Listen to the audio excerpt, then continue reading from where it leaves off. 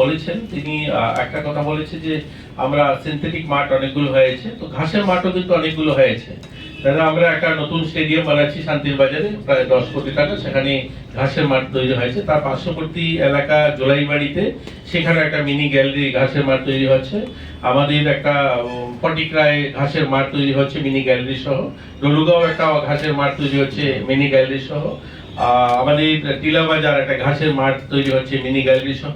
তো প্রায় 20খানা মাঠ, আমি সবগুলো নাম নিলাম না, 20খানা মাঠ আমরা ঘাসের মাঠও তৈরি করছি, যেগুলোতে মিনি গ্যালারি থাকবে এবং ঘাসের মাঠ তৈরি হবে। তো ইনফ্রাস্ট্রাকচার যেগুলো বলেছেন, সত্যি এখন আমরা বলতে পারি যে আমাদের রাজ্য উত্তর পূর্বাঞ্চলে ছোট রাজ্যগুলোতে যা যা পরিকাঠামো রয়েছে তার থেকে কোনো অংশ আমাদের কম নয়।